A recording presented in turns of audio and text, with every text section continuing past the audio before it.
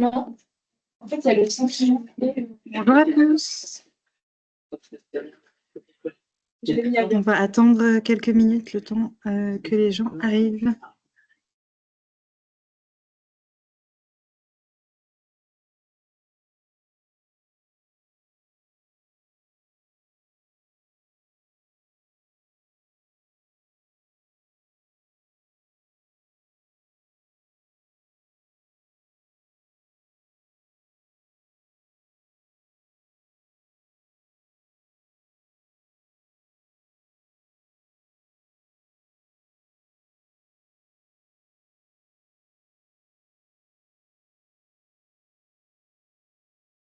Ouais, pour prendre les...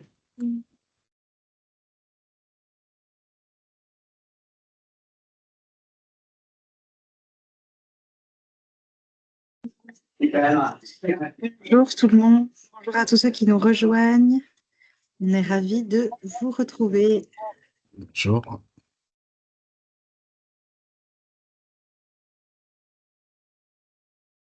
Allô? Que tout le monde m'entend? Oui, on t'entend, Yousra, c'est bon. Super. Bon, ben, on va commencer alors. Hop. Bonjour à tous. Est-ce que tout le monde est là? Enfin, je pense qu'il y a encore des gens qui sont en train d'arriver vu que je vois qu'il y a des demandes de salle. Des écouteurs. Est-ce que vous pourriez fermer vos micros, s'il vous plaît? Les micros. Attendez. Super. Alors, est-ce que Louis est là? Parce que je ne le vois pas du tout.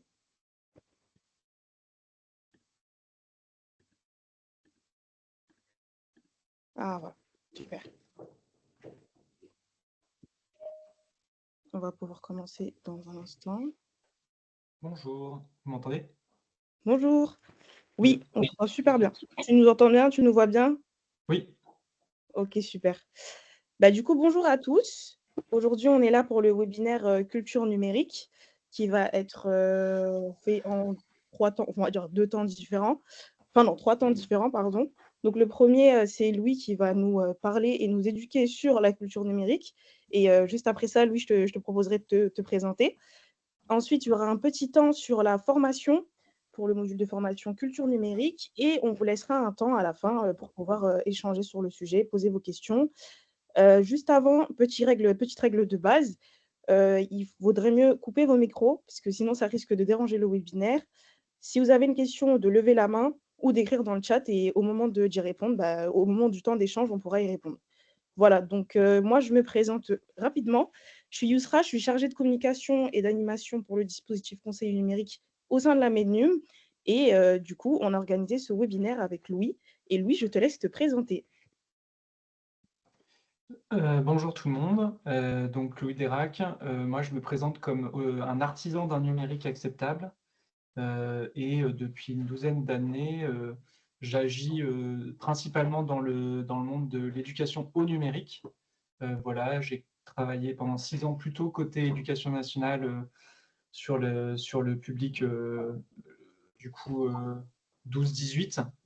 Et ensuite, pendant une deuxième partie de mon temps, enfin de ma vie sur plus aux côtés de l'inclusion et de la médiation numérique, ce qui m'a amené notamment à travailler sur ce guide. Et là, je viens de commencer à prendre un nouveau poste chez Latitude, qui est une association qui crée des programmes, entre autres d'éducation numérique, sur laquelle je reviendrai peut-être, et qui me ramène aux côtés des jeunes, donc à nouveau 12-18. Ah, je crois qu'il y a le micro d'une personne qui Oui. n'a pas été coupé. Chat, s'il vous plaît, veuillez couper vos micros, sinon ça dérange le webinaire. Merci. Voilà, j'ai une petite présentation, je peux peut-être la partager, j'avais mis ça. Oui, c'est un plaisir. Partage-nous donc ta présentation.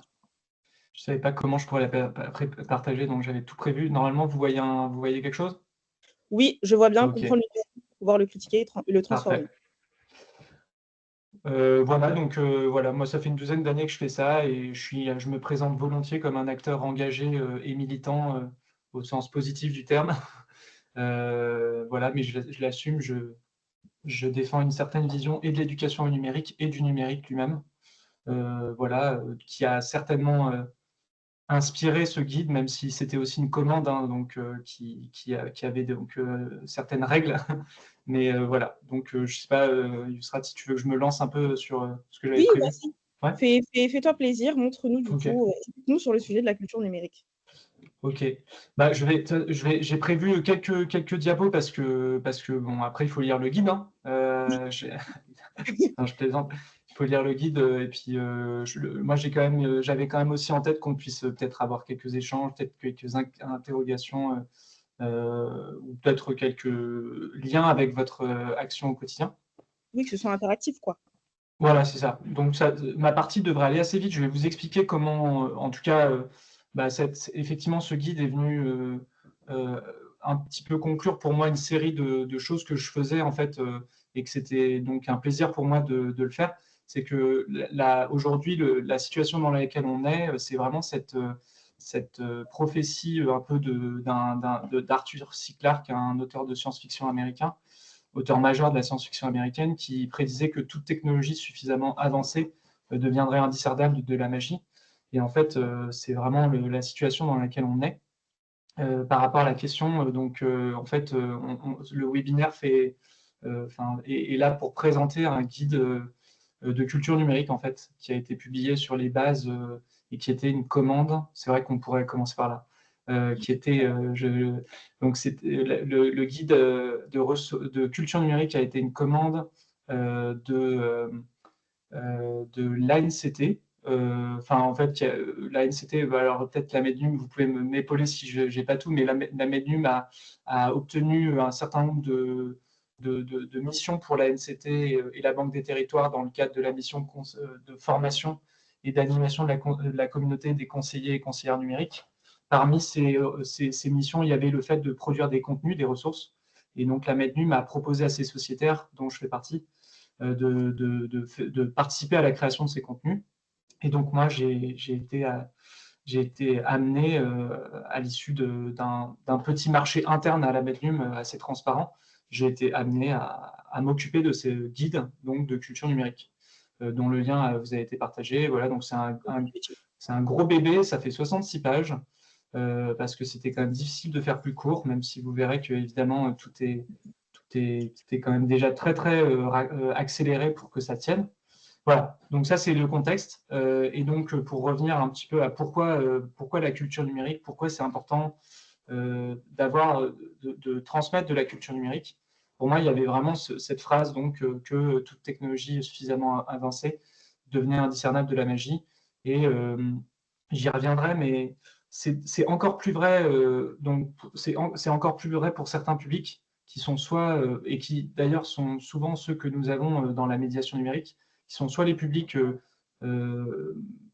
qui sont moins diplômés ou alors qui ont le moins d'accès aux compréhensions de la technique qui se cache derrière le numérique, et aussi des nouvelles générations qui, pour le coup, ce n'est pas une histoire de diplôme, mais c'est une histoire juste de ne pas avoir vu l'évolution en fait, de l'informatique et de ne pas avoir connu en fait, le vieil ordinateur branché à Internet avec un modem qui, dès qu'on l'allumait, faisait un bruit très ennuyeux et et empêché d'appeler en même temps. Voilà, quand on n'a pas eu cette historique, on a vraiment ce caractère un peu magique de voilà, je prends mon smartphone, je clique dessus, ça s'allume, je peux toucher, quoi.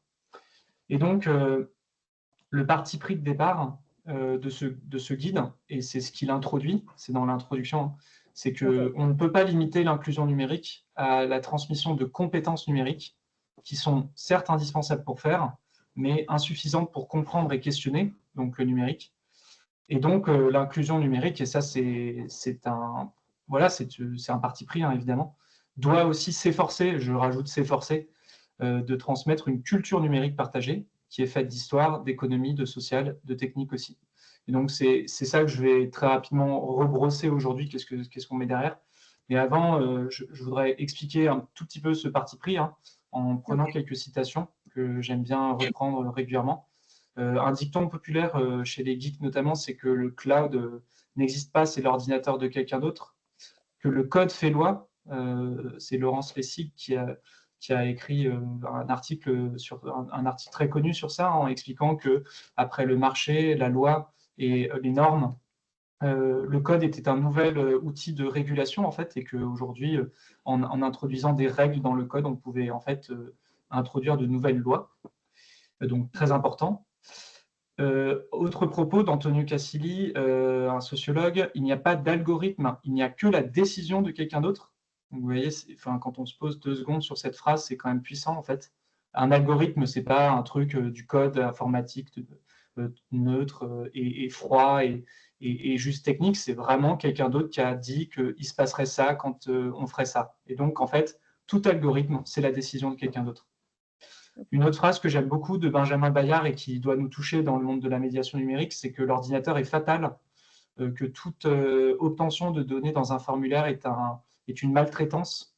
Et donc, c'est évidemment, il y a un côté provocateur, mais en fait, il dit que l'ordinateur est fatal dans le sens où quand on a un formulaire qui nous demande si on est bleu ou vert, bah, si on est jaune, on ne peut pas négocier avec l'ordinateur, on ne peut pas négocier avec le formulaire, là où on pouvait négocier avec les fonctionnaires, avec l'humain, qui pouvait se débrouiller pour nous faire passer. Donc, c'est une manière intéressante de penser aussi la numérisation de la société et notamment des services publics. Alors celle-là, oui, donc toujours une phrase que j'aime beaucoup sur le logiciel libre, hein, expliquer la base philosophique du logiciel libre en 3 mots: liberté, égalité, fraternité. La liberté de comprendre le code, la liberté de le partager, de le reproduire à l'identique, de le modifier. L'égalité, parce que justement, on a l'égalité entre personnes qui utilisent des logiciels et il n'y a pas de puissance, c'est-à-dire ceux qui codent le logiciel et de gens plus aliénés par le logiciel sur lequel ils n'ont pas de prise. Et la fraternité, parce qu'on est tous ensemble une communauté à utiliser des logiciels et on peut avoir des gens qui nous aident, notamment les développeurs. C'est aussi la base un peu des open data, hein. On compte dans le monde de l'open data sur des gens pour accéder aux data et les comprendre. Une autre phrase qui est beaucoup au cœur du monde des startups à l'américaine, c'est qu'il est plus facile de demander pardon que permission. Donc phrase de Grace Hopper, hein, une informaticienne et inventrice du langage COBOL. Je ne sais pas si vous vous rappelez, l'ancien slogan de Facebook, c'était Move fast and break things, donc aller vite et casser des choses, qui est vraiment une manière de reprendre cette phrase et qui est très au cœur de l'idéologie un peu de la tech notamment américaine, mais pas que, hein, qui est vraiment de se dire qu'il faut aller vite et peu importe les régulations, mieux vaut demander pardon après. Et d'ailleurs, dans la fièvre de l'IA, on voit que les IA ont aspiré toutes les connaissances du monde sans se préoccuper de la moindre base de droits d'auteur et de manière totalement, pour l'instant, impunie. Et on se dit bien que peut-être qu'ils demanderont ensuite pardon. Une parole forte aussi d'Aaron Schwartz: désormais tout le monde a un droit de parole, il s'agit de savoir qui est entendu. Hyper précurseur, de toute façon Aaron Schwartz en général, hyper précurseur par rapport à ce que sont devenus les réseaux sociaux, hein, où tout le monde a un droit de parole, mais qui décide de qui est entendu? C'est tout le débat en fait qu'il y a notamment entre la vision américaine de la liberté d'expression, où tout le monde, et notamment les propos les plus horribles, devraient être vraiment très entendus, alors que nous, notre vision, c'est que certes, on a le droit de dire des choses, mais on n'est pas obligé de les entendre non plus, quoi. Une autre phrase très importante qui m'amène vers la fin de ce propos, c'est que la technologie n'est ni bonne, ni mauvaise, ni neutre, de Melvin Kranzberg, un historien des techniques. Isabelle Collet, informaticienne et chercheuse: les personnes qui développent sont essentiellement des hommes blancs de milieux socio-professionnels favorisés. Ils ont donc développé naturellement en fait un numérique non inclusif. Et enfin, Félix Tréguer, un militant des libertés numériques, cofondateur de la Quadrature du Net. L'informatique accentue les rapports de pouvoir plus qu'elle n'égalise les rapports de force. Donc, si ça vous intéresse, je pourrais repartager ces phrases, ça vaut le coup d'aller les reméditer, je suis allé très vite, mais le point c'est de conclure en disant que le numérique, c'est un fait social total aujourd'hui. Il y a une jolie illustration de G qui a fait 12 illustrations dans le guide qui explique le fait que le numérique, c'est un fait social total, dans le sens où maintenant, cet ensemble de technologies innerve tous les pans de la société. et qu'il n'y en a pas un qui est mis de côté, que ce soit la sphère intime, dans la séduction, voilà, dans l'hygiène, y compris l'hygiène intime, avec des applications maintenant qui permettent le suivi de la santé, le suivi même des menstruations chez les femmes. Enfin voilà, on a vraiment le numérique dans l'intime, dans la séduction, dans la justice, dans l'économie, dans le social, dans la culture. C'est vraiment un fait social total. Le numérique n'est pas neutre, donc c'est le cas de toute technologie, mais c'est donc évidemment le cas du numérique. Quand on vous dit l'algorithme de Facebook, enfin Facebook est neutre, tout dépend de ce qu'on en fait, c'est faux. Ça ne dépend pas de ce qu'on en fait, ça dépend de comment l'outil Facebook a été développé, et cet outil n'a pas été développé de manière neutre. Il a été développé pour un certain modèle économique voilà, que vous connaissez bien, avec une intention aussi idéologique très particulière qui n'est pas neutre du tout. Et donc, la conclusion, c'est que le numérique est politique, évidemment. Toutes les phrases que je vous ai citées, elles amènent un peu à cette conclusion qui, aujourd'hui, et peut-être particulièrement avec l'actualité internationale, devient un peu évidente. C'est que voilà, le numérique en général est éminemment politique. Et donc, la culture numérique, en fait, c'est ce qui permet de former le citoyen et la citoyenne d'un monde numérisé, et qui, au passage, a été numérisé sans qu'à aucun moment nous n'ayons notre mot à dire, à la fois sur la nature de la numérisation et sur sa forme. C'est-à-dire que c'est quand même impressionnant de se rendre compte de cet état de fait, et de se dire que même en 2020, quand OpenAI a lancé ChatGPT, ils ont été capables de lancer à grande échelle une application grand public dont toutes les chercheuses et chercheurs savaient qu'elles auraient des répercussions immenses sur la reproduction des inégalités, la désinformation, et ils ont été capables de le faire sans le moindre contre-pouvoir démocratique, le moindre principe de précaution. Et quand on fait un parallèle avec l'industrie pharmaceutique, ou qui produit des vaccins, aucune industrie pourrait produire un nouveau médicament, un nouveau vaccin, enfin, donc, qui sont des outils technologiques, sans contrôle. Aucune industrie agroalimentaire aurait le droit de lancer un nouveau produit révolutionnaire sans contrôle technique, sans contre-pouvoir, sans vérification. Voilà, donc il y a une exception dans le monde numérique, et cette exception, c'est en particulier lié au fait que la population manque de culture numérique qui lui permet d'avoir un avis éclairé de citoyens et de citoyennes. Donc la culture numérique, ça peut s'entendre de différentes manières. Ça peut s'entendre, et moi c'est vraiment surtout comme ça que j'ai construit le guide, comme une culture générale du numérique, qui vise à comprendre un peu ce qui se cache derrière le numérique, de la même manière que la culture générale, c'est d'aller voilà, obtenir des informations sur énormément de sujets en soi. Cette culture générale, ça peut être dans le monde de la musique, comprendre les courants, comprendre les artistes, ça peut être dans le monde de la nature, comprendre les arts, enfin voilà, culture générale, quoi. Mais il y a aussi une culture à l'ère numérique, c'est-à-dire tout ce que l'humain produit, en fait, est fait de son moment sur Terre de production, qui est une culture à la fois populaire. Alors, le numérique a été...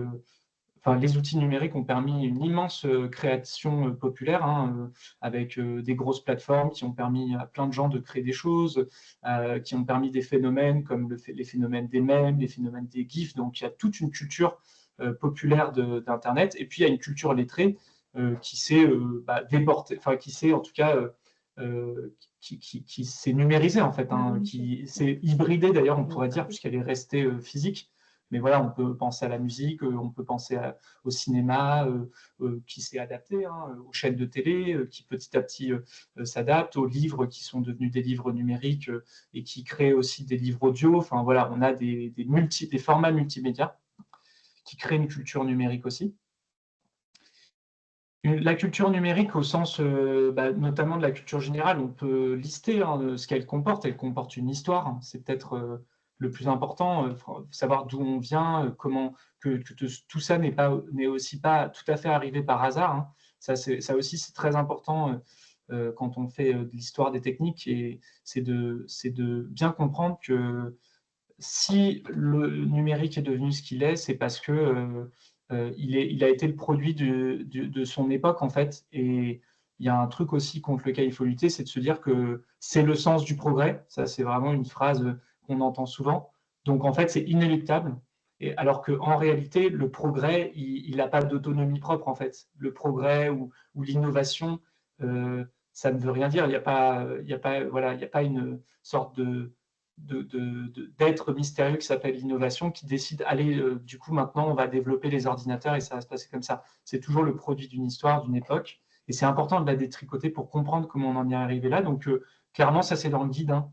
Il y a une première partie vraiment sur l'histoire qui explique, en tout cas qui tente d'expliquer, parce que évidemment c'est ultra complexe, hein, mais comment la contre-culture des années 60-70, doublée à une période de guerre froide, avec énormément d'investissements dans les communications et dans la création de réseaux, des ancêtres d'Internet, comment tout ce gloubi-boulga de hackers, de hippies, voilà, a fini par créer les débuts en fait du numérique tel qu'on le connaît aujourd'hui avec les premiers ordinateurs et Internet.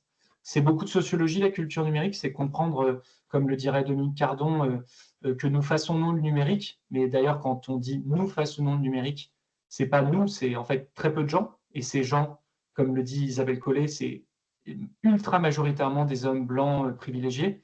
Donc, c'est pas n'importe qui en termes de biais. Et ça reste encore aujourd'hui un immense enjeu hein, de féminiser les filières du numérique, de rajouter de la diversité dans tous les sens, hein, dans tous les domaines, que ce soit diversité culturelle, couleur de peau, confession religieuse, manière de voir le monde. Donc c'est beaucoup de sociologie, puisque oui, et donc parce que Dominique Cardon dit si nous façonnons le numérique, il nous façonne en retour. Donc le numérique fait aussi des choses à notre manière de vivre ensemble. C'est des questions économiques immenses. On est en plein dedans en ce moment avec le sujet des GAFAM, qui est un terme un peu facile, d'ailleurs sur lequel je reviens dans le guide, mais en tout cas, ces énormes entreprises du numérique qui aujourd'hui ont atteint un tel poids que ça devient difficile de les réguler et de permettre à des concurrents de s'exprimer, et notamment en Europe, où il n'y a personne, où on n'a pas d'acteurs significatifs permettant de concurrencer les autres. C'est la culture, donc la culture numérique que j'évoquais, donc cette fois au sens de tout ce qu'on produit grâce au numérique. Ce sont des impacts environnementaux et sociaux, etc. etc. En fait, c'est tout ça la culture numérique. Et donc, je l'évoquais un peu en intro, en tout cas pour moi, pour des personnes qui sont dans la médiation numérique, il faut bien se rendre compte qu'il y a un enjeu de diplôme, et donc évidemment que c'est très difficile. C'est-à-dire que le numérique est potentiellement technique, voire ultra abstrait, quand on s'adresse à des personnes qui sont éloignées de ces sujets, en fait, éloignées de ces considérations géopolitiques, techniques, politiques, en fait. Et là, pour le coup, ce n'est pas une spécificité du numérique, c'est qu'on a des personnes qui sont peu politisées, en fait, tout simplement. Et c'est un enjeu générationnel, puisque comme je l'ai expliqué, et ça, on a de plus en plus de retours, je trouve, d'expériences d'enseignants qui le disent. Et moi-même, je l'ai en tout cas beaucoup vécu en étant moi-même enseignant ou en intervenant dans des classes. En fait, on commence à assister à des générations qui n'ont vraiment jamais connu autre chose qu'un smartphone qui marche tout le temps super bien. Et alors que donc, des gens qui ont la trentaine, 25 ans, ce qui est mon cas par exemple, j'ai connu la salle ordinateur dans notre maison, qui était l'ordinateur qui était dans une salle spatialement fermée, que je ne pouvais pas déplacer parce que c'est un ordinateur fixe à la base, branché à Internet avec un câble, donc pas de Wi-Fi à l'époque, et tout ça permet de se rendre compte un petit peu de toute l'évolution qu'il y a eu. Et donc, on a un enjeu générationnel à transmettre cette culture numérique, sans quoi, comme je le disais, on revient à un truc ultra magique, désincarné, où on ne se rend pas compte de où transitent les choses, etc. Voilà, et pour finir, moi j'aime beaucoup le triptyque que j'ai piqué à Bernard Stiegler, qui est de dire il faut pas rejeter les techniques, il faut comprendre pour pouvoir critiquer et pouvoir transformer. Donc moi je l'ai repris dans le cadre du numérique. Et donc, il faut comprendre le numérique. Ça, c'est la culture numérique. Comment on comprend le numérique. Mais comprendre le numérique vraiment de manière un peu systémique, quoi. C'est comment ça fonctionne, qu'est-ce que c'est, quels sont les enjeux de pouvoir qui sont dessus, qu'est-ce que ça nous a fait de positif et de négatif, maintenant qu'on commence à avoir un peu de recul, pour pouvoir le critiquer. Voilà. critiquer positivement et négativement, hein, mais en tout cas se dire de manière lucide où en sommes-nous en termes de société. Est-ce que, sachant qu'on n'a encore une fois jamais débattu du numérique que nous voulions, est-ce que le numérique tel qu'il est actuellement déployé, est-ce qu'il nous convient? Est-ce qu'il est compatible avec les trajectoires vers lesquelles nous voulons aller? Et je pense notamment aux enjeux écologiques et sociaux, climatiques, écologiques, sociaux. Et enfin, une fois qu'on est capable de faire une critique du numérique, critique pour laquelle il est indispensable de comprendre le numérique, eh bien, on peut commencer à le transformer. Et ça, c'est la culture, ça demande une culture citoyenne et émancipatrice pour se dire, voilà, maintenant qu'on a compris ce que c'était le numérique et qu'on a commencé à le critiquer, il est temps de réfléchir ensemble à des alternatives, soit existantes, et il faut les promouvoir, et il y en a, soit en créer. Voilà, c'était ça que je voulais vous partager pour ne pas faire trop long. J'espère que j'ai tenu à peu près les délais que tu avais en tête, Yusrat. Et puis, Si. ouais. On est très très bien, bien placé dans le temps. Bah, je te remercie déjà pour ce magnifique support et tout ce que tu nous as dit, tout ce dont tu nous as transmis, tout ce que tu nous as transmis, pardon. Je pense qu'on va quand même passer au point formation avant de passer aux questions parce que ça risque d'être quand même assez interactif. Et moi-même, j'ai des questions, hein, je vais me permettre d'en poser quelques-unes. Mais du coup, ce qu'on peut faire, c'est passer au point formation sur la culture numérique avant de revenir sur tout ça. Et encore merci, c'était super. J'en ai pas loupé une bouchée. Ou attendez, parce que pour le point formation, on doit passer par Ondine et je crois qu'elle vient de rencontrer un problème. Je réponds aux questions qui sont un peu techniques liées au chat. Si vous avez un problème de son, sachez qu'il n'y a aucun problème actuellement. Louis, on l'entendait bien, on voyait bien le support. Donc, il faut peut-être quitter et revenir. Il y a une autre question technique, une personne qui dit qu'elle ne pourra pas rester jusqu'à la fin. Si vous avez des questions qui sont liées au webinaire, il faudra soit les poser aux conseils numériques qui ont pu participer ou aux médiateurs numériques qui ont pu participer au webinaire et leur poser des questions si eux, ils ont pu poser la même, etc. Sinon, il faudra les poser de manière autonome externe à ce webinaire. Je regarde s'il y a d'autres questions techniques pour ne pas prendre les questions sur le guide. Le guide, je l'ai partagé dans le chat. Si vous ne le retrouvez pas, de toute façon, je pourrais vous renvoyer un message sur le Mattermost des conseils numériques pour vous renvoyer le guide. Et le replay, oui, sera accessible aussi sur les bases. Tout est sur les bases. Le guide, il est déjà dessus.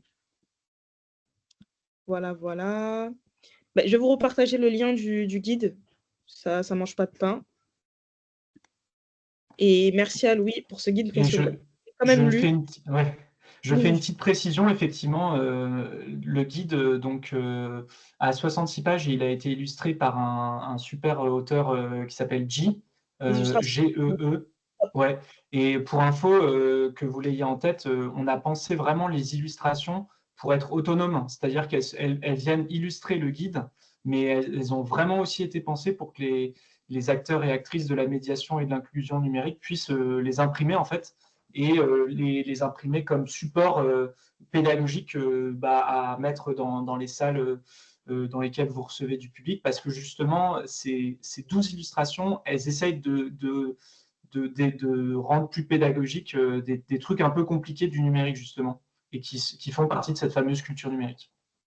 Après, c'est quand même quelque chose de génial parce qu'on en apprend vraiment beaucoup. Il y a des choses qu'on intègre, mais finalement, on ne sait pas ça appartient à quoi. Il y a plein de questions qu'on se pose, mais on n'ose pas les poser, alors que finalement, la culture numérique, elle vient répondre à toutes ces interrogations qu'on peut avoir.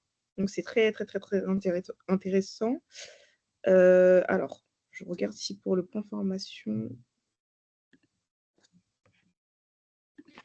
est-ce que il y a du nouveau?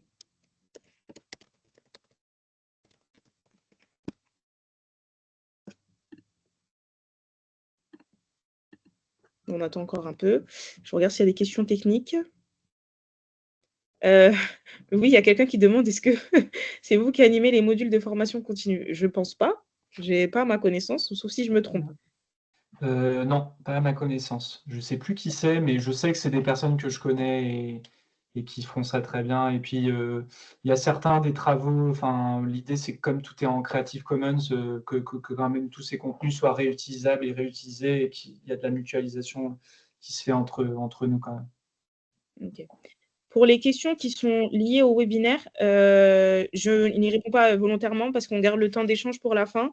Donc, au cas où, pour ceux qui ont écrit des questions dans le chat, j'essaierai de les retrouver, mais si je ne les retrouve pas, vous pourrez les réécrire aisément tout à l'heure. De toute façon, c'est dans quelques minutes, c'est dans une dizaine de minutes. On attend juste que Condine puisse se reconnecter pour nous parler de la formation. En attendant, Ondine, moi, je veux bien répondre à la question de Charline. Bah, allez. Elle dit, Alors. ouais, bah, comme ça, et on fera la pause quand il y aura Ondine. Donc Charline, elle dit que donc je dis que le numérique n'est pas débattu et non choisi, mais est-ce qu'il y a des exemples d'innovation une autre question. Ou autres sujets choisis? Il existe quand même un ministère de l'économie, de l'industrie et du numérique. Alors, c'est très vrai que, donc moi je ne suis pas un expert de l'histoire des techniques, mais c'est très vrai qu'en général, les technologies sont rarement ultra débattues. C'est un problème. C'est pour ça que je vous conseille notamment le super livre de Yael Benayoun et de Irénée Regnault, Technologie partout, démocratie nulle part. Ce qui est assez marrant, c'est que Emmanuel Macron, lors du débat de la 5G, a dit qu'on n'était pas des Amish, en parlant d'une population qui, précisément, les Amish sont pas des technophobes du tout, mais par contre, ils débattent entre eux de chaque technologie et est-ce que c'est une technologie qui va abîmer le lien social qu'ils ont ou l'amplifier. Donc, ils ont un vrai processus. Pour vous donner un exemple, il faudrait que je réfléchisse un peu plus à la question, mais quand on parle, par exemple, des technologies énergétiques, nucléaires, renouvelables, etc., je trouve quand même qu'il y a beaucoup plus de débats sur ces sujets qui sont très complexes, comme le numérique, qui ne sont pas du tout binaires, mais qu'il y a des manifestations de gens qui sont contre, il y a des débats à l'Assemblée nationale, et depuis le début, en fait, il y a toujours eu des gens pour ou contre le nucléaire. Là où le numérique, encore une fois, ça s'est passé comme ça, quoi. Et je pense qu'il y a plein d'autres exemples qu'on pourrait trouver, même si, effectivement, globalement, les technologies sont très souvent peu démocratiquement choisies. Je ne sais pas si ça répond un peu à la question, mais...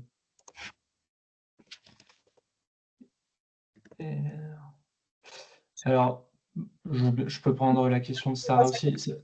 Hein? Je disais non, ça a répondu à sa question. Ok, très bien. Mais lisez le livre Technologie partout, démocratie nulle part, parce que ce que ça montre aussi, en fait, ce livre, et ce que montrent les historiens des techniques, c'est que globalement, là aussi, il n'y a pas d'inéluctabilité du progrès, entre guillemets, dans le sens où c'est arrivé quand même plusieurs fois dans l'histoire qu'on mette en place des choses sur lesquelles, en fait, ensuite, les résistances sont fortes parce que force est de constater que ça abîme la société, et donc on revoit ensuite ces implémentations technologiques. Donc, vraiment, le message, c'est qu'il n'y a pas de déterminisme au fait que le numérique tel qu'il est aujourd'hui reste comme il est aujourd'hui, en fait. C'est encore une fois des choix politiques. La question de Sarah, elle est hyper importante. Et comment amener donc, les gens sur ce chemin quand leurs besoins sont principalement tournés vers l'accès au droit? C'est la grosse difficulté. Je vois qu'il y a plein de pouces. C'est un peu comme parler des enjeux écologiques du numérique avec des personnes qui sont dans des situations de précarité. Moi, je trouve ça presque parfois indécent. Donc là, je vous fais 100% confiance pour savoir s'il y a lieu ou pas du tout de parler de ces sujets avec vos publics. Je pense qu'effectivement, il y a des publics qui... J'avais écrit un article sur ce sujet qui n'ont pas besoin, en gros, je vais vous le retrouver, je vais me permettre de le partager en petite auto-promo.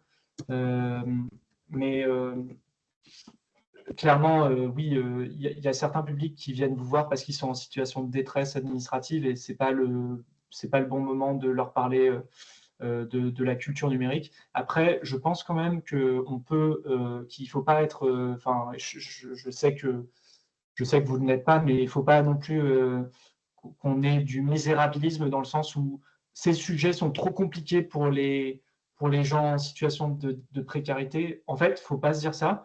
En revanche, quelqu'un qui vient vous voir pour une grosse galère administrative, ça ne sert à rien de lui parler de ça. Par contre, on peut très bien imaginer des formats hyper accessibles où vous faites une petite histoire ludique du numérique et que vous expliquez un petit peu comment on en est arrivé là.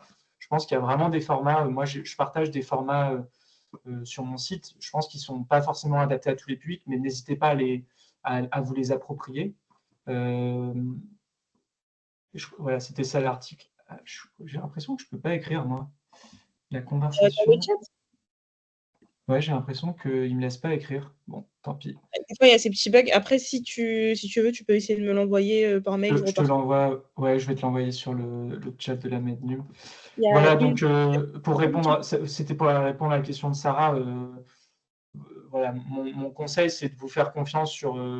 Mais par contre, et peut-être de mobiliser des formats un peu spécifiques pour parler culture numérique. Culture numérique, c'est un bien grand mot, hein.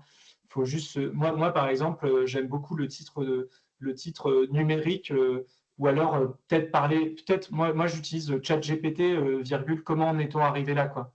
Et en fait, avoir des trucs un peu faciles à comprendre et se dire comment en 40 ans on en est arrivé à ChatGPT. Et du coup, en fait, on fait un peu d'histoire.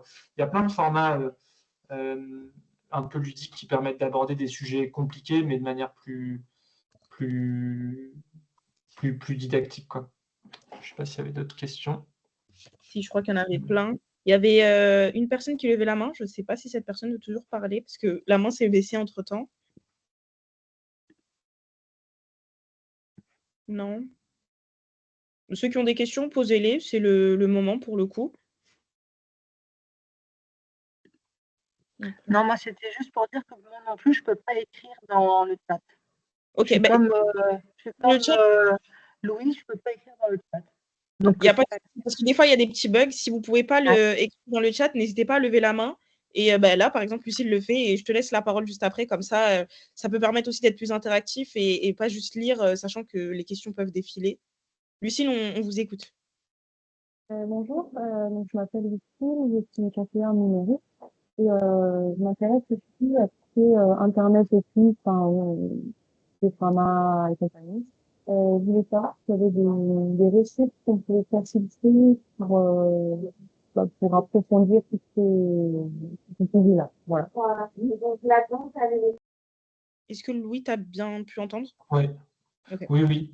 Merci beaucoup, Lucille. Je pense que Framasoft, c'est vraiment la porte d'entrée numéro 1 pour ça, parce qu'ils écrivent souvent sur leur blog, ils ont plein de services et ils les documentent vraiment. De toute façon, c'est une association. En fait, ce qui est intéressant avec Framasoft, c'est que c'est une association d'éducation populaire, mais qui fondamentalement héberge des services. Donc, on pourrait se dire c'est technique, sauf que comme c'est d'éducation populaire, pour le coup, ils expliquent tout le temps leurs choix.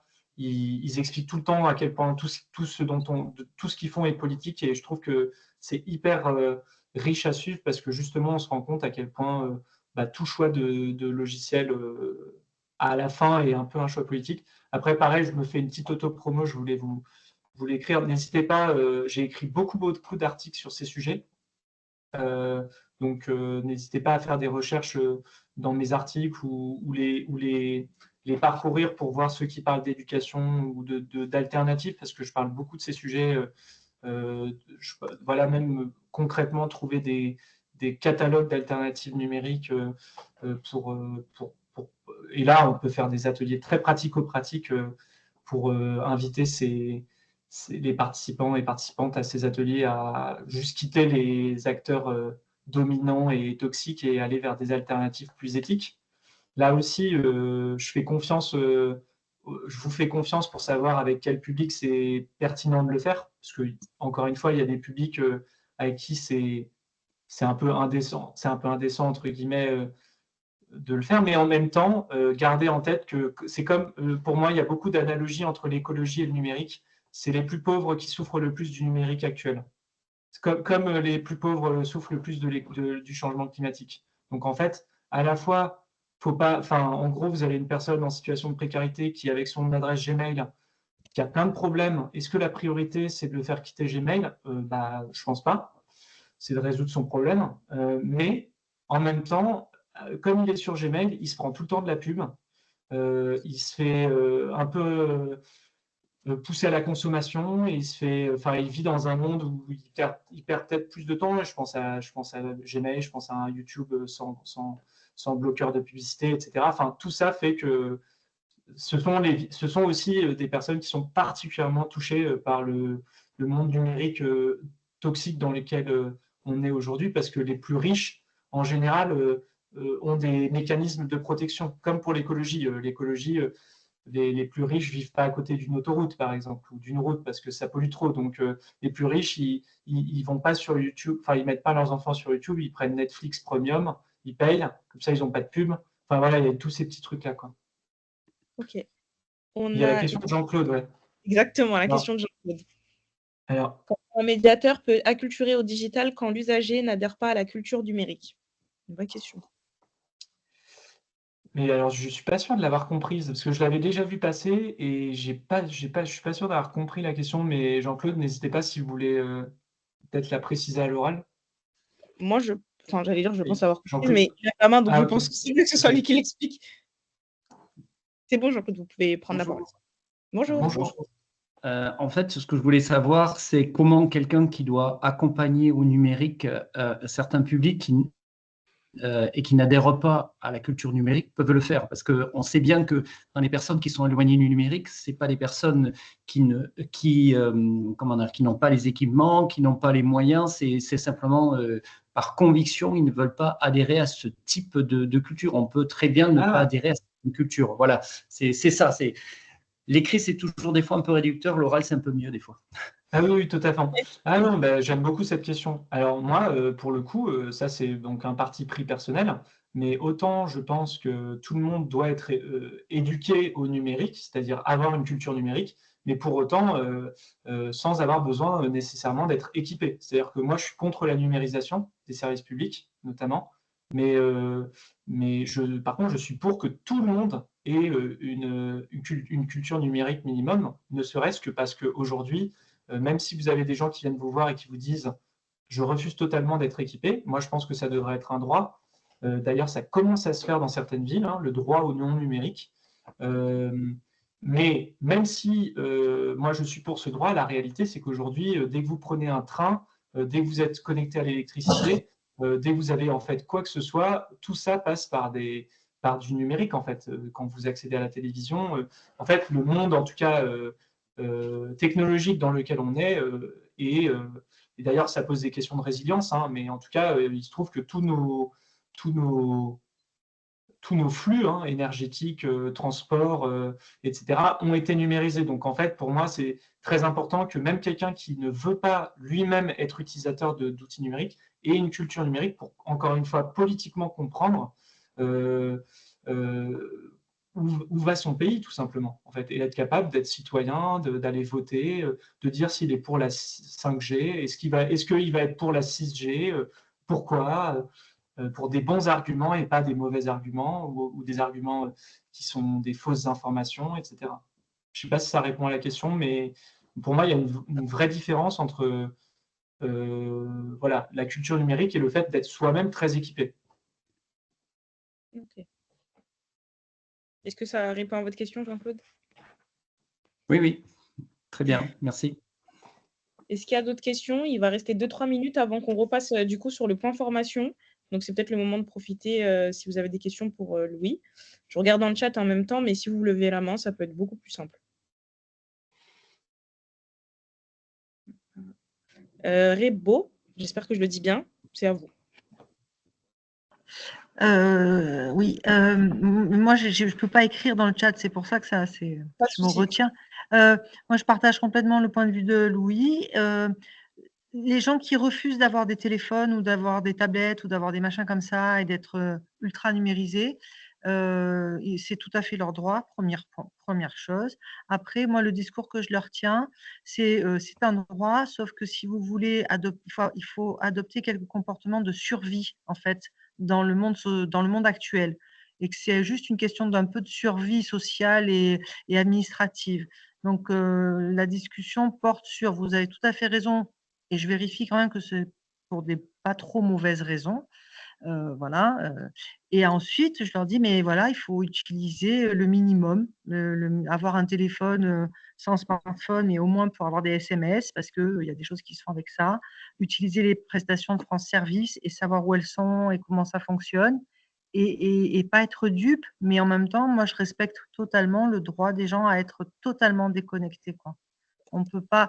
Et je reviens sur une des premières phrases que vous avez citées dans votre exposé, sur on ne nous a pas demandé notre avis et on nous force, on nous contraint. Il y a des personnes, je trouve ça assez respectable qu'elles ne soient pas dupes de cette contrainte et qu'elles la refusent. Voilà. Après, pour le reste, voilà, je partage ouais. beaucoup de vos points de vue. Merci beaucoup. Bah, voilà, en tout cas, ça, c'est quelque chose qui est en train de se mettre en place. Voilà. Après, donc, bon, il faudrait rentrer dans le détail parce que il y a la question de la vie en société et il y a la question du travail que je dissocie. Hein. C'est-à-dire que dans le travail, il y a un rapport de subordination. On peut se dire dans le cadre du travail, s'il y a des... Est-ce que vous pourriez couper vos micros? Enfin, voilà, donc, mais en tout cas, dans l'idée, par rapport à ces démarches administratives, notamment son accès à ces droits, ça me semble, et d'ailleurs, c'est ce que défend la défenseur des droits, hein, c'est pas moi, hein, c'est plein de gens, et notamment la défenseur des droits, il devrait être, et ça répond aussi à une phrase de Unknown User qui dit que des personnes viennent pour résoudre des démarches administratives sans avoir d'adresse mail. Bah, moi, je pense qu'on ne devrait pas avoir besoin d'une adresse mail pour résoudre ces difficultés administratives. À moins que vraiment, encore une fois, on pourrait totalement faire les choses autrement et avoir des adresses mail un peu. Après, l'État y arrive avec ses identités numériques, mais et ce sera peut-être ça la solution, c'est l'identité numérique va peut-être permettre de régler le problème, c'est-à-dire qu'il n'y aura plus besoin d'adresse mail puisqu'on passera par ces identités numériques.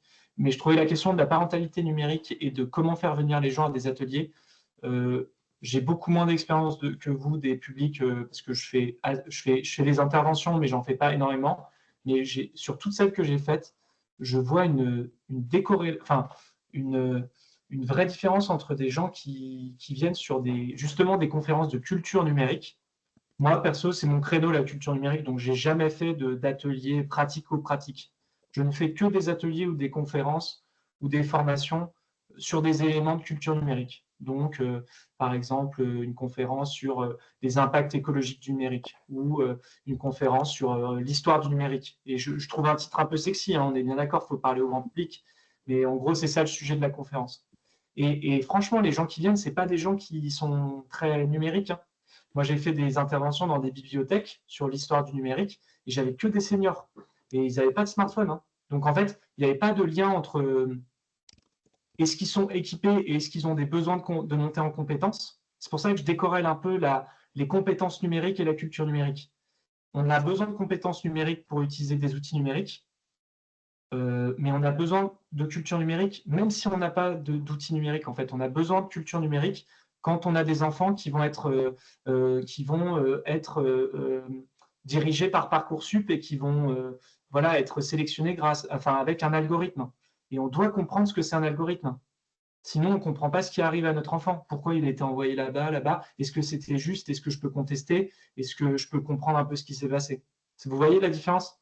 Et donc, je pense que si on fait des ateliers qui ne sont pas que pratico-pratiques, je pense qu'on peut avoir d'autres publics. Pas forcément les mêmes. Donc, parfois, on aura les mêmes. C'est-à-dire que la personne qui sera venue vous voir un mardi pour installer un truc sur son smartphone viendra peut-être le jeudi pour comprendre comment ont été créés les smartphones. Mais peut-être que vous aurez d'autres personnes. Mais ça, il faut tester. Hein. Et il faut s'adapter à vos publics, à vos territoires, comment on crée le titre. C'est pas facile, hein. Je ne dis pas que c'est facile, mais moi, j'ai déjà vu des assez belles choses avec des publics pas du tout équipés et pas du tout très intéressés à la base. Quoi. Ils se disaient, oh, j'étais curieux. Le titre m'a interpellé. Okay. Super. On va prendre une dernière question, mais comme j'ai dit, parce que ça touche un peu à la parentalité numérique, il y aura un webinaire la semaine prochaine, le 26 mars, donc j'ai mis le lien pour que vous puissiez vous inscrire si vous n'êtes pas déjà inscrit. Et c'est en fait comment faire comprendre aux parents l'enjeu de la culture numérique, l'enjeu actuel de toute la numérisation du monde, pardon, pour eux, pour leurs enfants, et comment les faire venir à des ateliers animés par les conseillers numériques. Et ce sera malheureusement la dernière question parce qu'à la fin, il faut qu'on garde un petit temps pour la formation. Désolée. Est-ce que Louis, je te répète la question ou c'est bon? Du coup, c'est celle à laquelle je viens de répondre. Oui, mais Ah. je ne sais pas si tu avais des éléments, je veux dire, à rajouter, quoi. Non, c'est ce que je disais, c'est que pour moi, faut arriver dans son discours à décorréler les compétences numériques qui vont pas intéresser des gens qui ne veulent pas avoir de numérique dans leur vie. Ça marchera pas. Par contre, la culture numérique, il faut en tout cas arriver à intéresser les gens, que ça intéresse tout le monde en fait. Un peu comme il n'y a pas besoin de jouer super bien du piano pour être intéressé par la musique, aimer en écouter, aimer comprendre ce que c'est la différence entre le jazz et le rock. Enfin voilà, c'est de la culture en fait.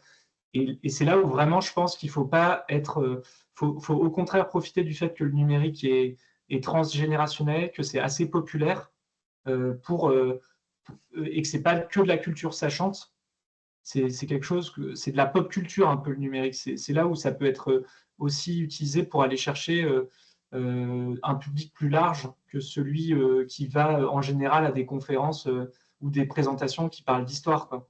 Là, on parle d'un objet. Et après, sur la parentalité numérique, c'est un très gros sujet.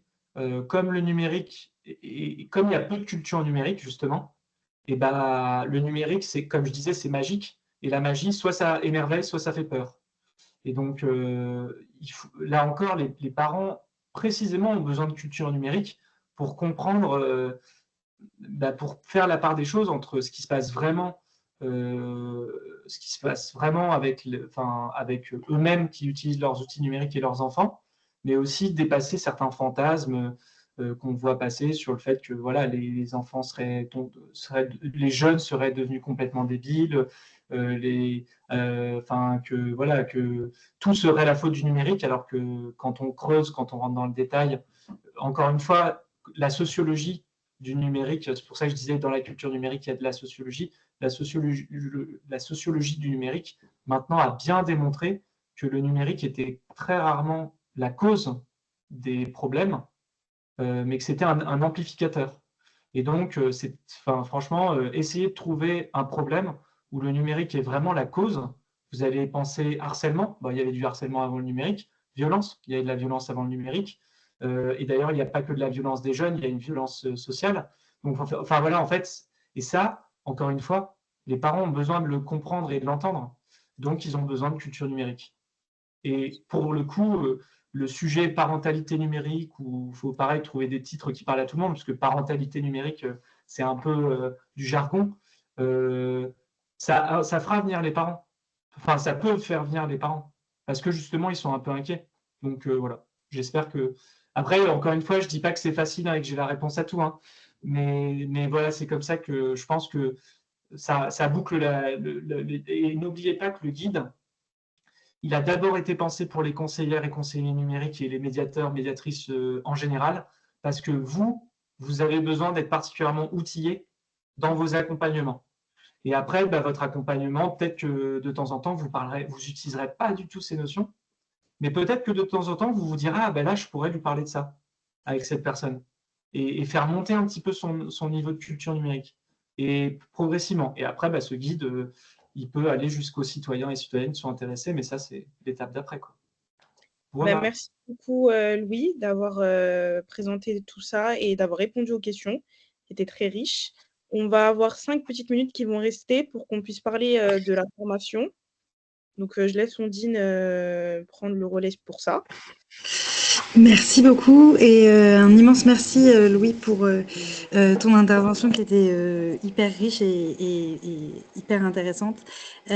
Juste vous dire que le module conseiller numérique, pas du tout, le module culture numérique a été réadapté dans son contenu et donc du coup on parle beaucoup dans ce nouveau module de numérique et de pouvoir d'agir autour de la culture numérique. Donc, comment est-ce que la culture numérique devient un levier pour améliorer capacité de pouvoir d'agir des bénéficiaires dans leur utilisation du numérique.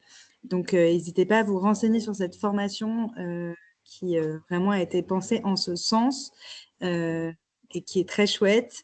Et n'hésitez pas à lire le guide de Louis qui est vraiment passionnant et qui, notamment moi, étant nouvelle dans le secteur de l'inclusion numérique, qui a vraiment été hyper intéressante pour comprendre et aussi monter en compétence sur tout ça.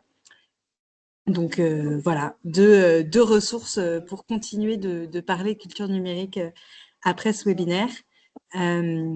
Et donc je vais conclure ce webinaire en vous remerciant tous d'avoir été présents et présentes lors de ce webinaire. Et merci Louis et Yousra d'avoir animé ce temps d'une main de maître.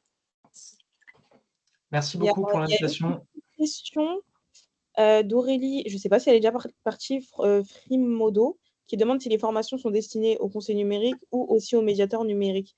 Alors, à part celle pour l'IA, je crois. Je suis là. Ah, oui, voilà.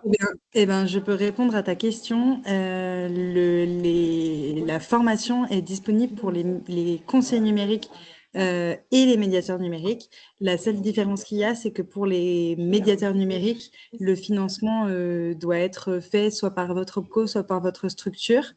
Parce qu'il n'est pas pris en charge par le dispositif. Mais en tout cas, vous pouvez tout à fait, en tant que médiateur ou médiatrice numérique, le suivre. Merci. Merci à vous, merci à tout le monde d'avoir été présent. Merci à toi, Louis, pour cette magnifique présentation et ce temps d'échange qui était très riche. Le webinaire sera disponible sur les bases, le replay du webinaire, et on vous repartagera aussi le guide pour que vous puissiez nous continuer à sur la culture numérique. Merci à vous et passez une agréable fin de journée. Au revoir. Merci, au revoir. Il y avait tous les pays. Je sais pas, c'est plutôt bon. Ouais, franchement, on regardait ça.